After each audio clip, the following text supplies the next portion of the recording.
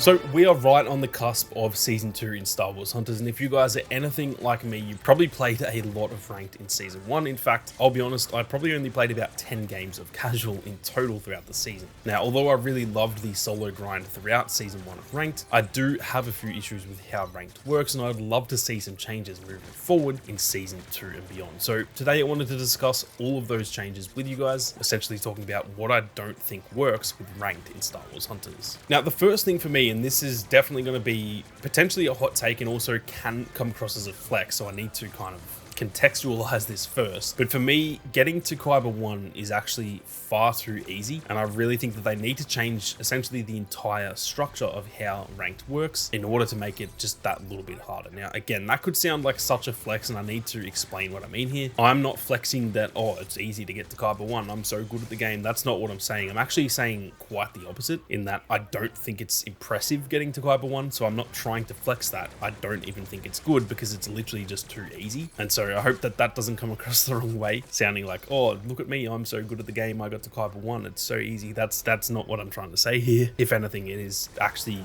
the opposite, that I'm saying I got to Kyber 1 and I don't think that it's even impressive, and that is kind of my issue with it. In this game, you can actually have less than a 50% win ratio, meaning you technically lose more games than you win, and you can still make it to Kyber 1. I've played a lot of multiplayer games in my day. I'm getting closer to 30 now, so I've been playing games for like 15 plus years, and I've played multiplayer games pretty much that entire time. And in that whole time, I've probably never played a game with an easier ranked mode than this, because of the fact that, like I said, you can lose more games than you win and still get to the very top rank. I've genuinely never seen a game do it like that before. Now, I do understand that it is a mobile game. I understand that the target audience for Star Wars Hunters is a lot more aimed towards children and younger audiences, because it is A, like I said, a mobile game, and B, it is also just a bit more of like a casual, goofy side of Star Wars, where it's got that, you know, the Fortnite sort of cartoony look to it. It's not dark and gritty like a lot of other games out there. So I understand that they need to make it a little bit easier, because like I said, the target audience isn't 28-year-olds like myself who are going to sweat their dick off playing multiplayer games. That is not the target audience for Star Wars Hunters, and I do completely understand that. But when you put Ranked into a game, that is generally what Ranked is for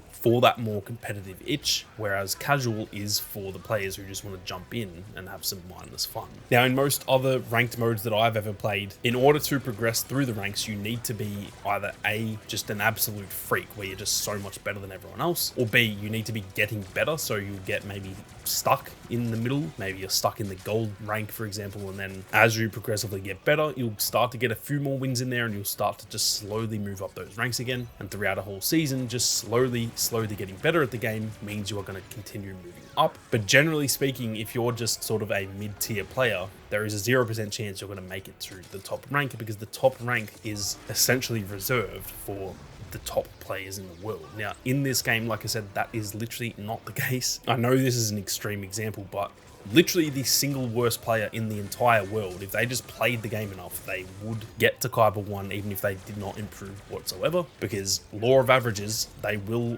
roughly even out to a 50% win ratio. And even if they have less than that, like I said, with a less than 50% win ratio, you can still make it to Kyber 1, and that just isn't how it should work, in my opinion. It should be based on actual skill and actually needing to win more games than you lose in order to get to those higher ranks. So I do just think they need to slightly tweak the way that the ranked points actually work, because how it is right now, if you just win a game, lose a game, win a game, lose a game, you're still moving up the ranks, and I just don't necessarily agree with how that actually works. Now, the next thing that I have a bit of an issue with is that I do think Star Wars Hunters needs some sort of solo queue when it comes to ranked, because realistically, playing in any sort of squad, whether that's with 2 or 3 players or a full 4 stack, is just an almost guaranteed way to win games. If you're playing with a squad of 4 and you're playing against 4 randoms, even if you're all roughly the same skill level, you will absolutely dominate that other team. It is essentially impossible to lose games if you're playing in a squad. So I think to counter that, they need to add a solo queue option. Now, I want to be clear, I have no issue with people 4 stacking. That's completely fine, and realistically, that's how the game is meant to be played. So I'm not here saying like, oh, it's unfair if people 4 stack and stuff like that. That's not what I'm saying at all. If you play in a squad,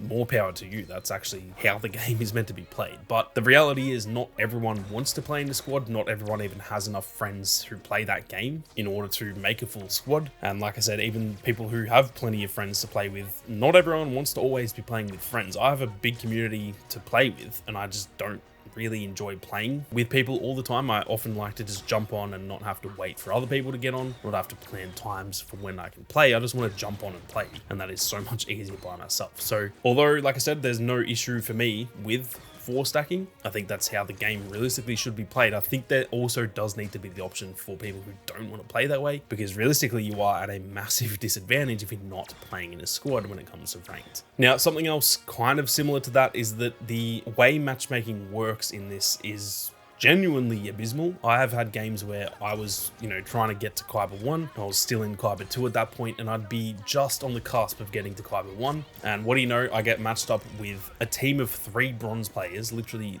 bronze 3. There was one game I, no joke, had 3 bronze 3 players, which is the first rank. Meanwhile, I'm pretty much 1 win away from getting to Kyber 1. And what do you know? On the other team, there's a 4 stack of Kyber 1 players. So that is a guaranteed loss. That is just by no fault of my own. I'm just guaranteed to be losing. And I don't think that's how it should work. You should have to be within a certain amount of ranks of each other. So in my opinion, it should be 6 ranks, meaning that if there is a Kyber 1 player in the lobby, the lowest that anyone can be is Beskar 3. And same goes if you're Bronze 3, the best player in that lobby can only be Chromium 1. No one should be in Erodium or above. So that's one thing I really hope to see them change. And it does go both ways, even though just the example I used was kind of unfair for me getting matched with new players to ranked who were on my team. It's also unfair for those players. They're pretty much guaranteed to lose as well. If you're Bronzium 3, you shouldn't get put against anyone who's in Kyber 1. That's also unfair on the other side of the coin. So that's one thing I really hope to see them change in the future. Like I said, I think it should be at most a 6 rank bracket. So everyone has to be within 6 ranks of each other. And to be honest, even tighter than that would be better in my opinion. So realistically, if you're in Kyber, you can only match with Kyber players. That would be even better. But I understand the logistics of that is a little bit harder because the player pool is a lot smaller once you get to Kyber. But that's one thing I really want to see changed, because it is realistically just unfair on the players who pretty much just get bad luck. You might be, everyone in the lobby might be playing solo, and one team might be all Kyber, one team might be like 1 or 2 Kyber and 3 or 2 bronze players, and that is just completely unfair considering it's pretty much based on luck. Now, my last issue with ranked that I really hope changes in the future is that there should be a limit on the amount of classes per game. So the biggest issue for me now is that currently Zaina or Scorer, hell even Sprocket, matched with 3 tank hunters, preferably Slingshot, Sentinel and Char. That team is borderline unbeatable, and that is essentially because there is 3 tanks. They all have so much freaking health, and if they've got a support teammate who's even remotely playing their role, it is borderline impossible to kill any of them, because if you've got like a Char who can not only heal himself, but then Zaina's,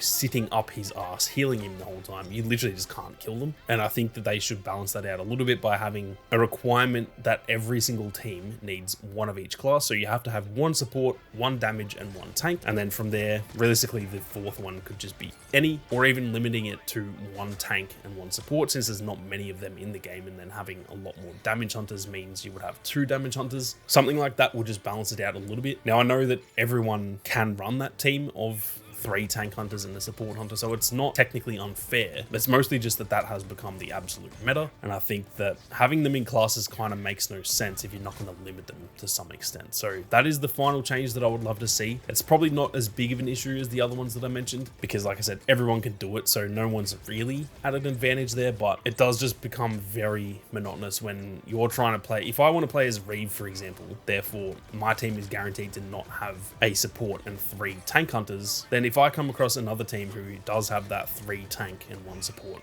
sort of composition, I'm just loading into that game going, okay, I've lost this game. There's no chance that I'm going to win, because the tank hunters are just so freaking strong in this game, which is fine. I have no issue with the tank hunters, but when you stack them up like that with someone healing them, I do really just think that that is borderline overpowered and really does need to be changed. So those are some of my issues currently with ranked. Overall, I still really love ranked. If they don't change any of these, I'm still going to continue to play it because I loved the grind in season 1, and I'm going to make an effort to get to Kyber 1 every single season. But I do just think that changing some of those issues there would make things a whole lot more enjoyable. But I'm also keen to hear your thoughts as well. So if you guys agree or disagree, be sure to leave your comments down below, as well as anything else you think needs to be changed when it comes to ranked in Star Wars Hunters. That is going to do it for this one though, guys. Thank you all very much for watching. You guys have a great day, and may the Force be with you always.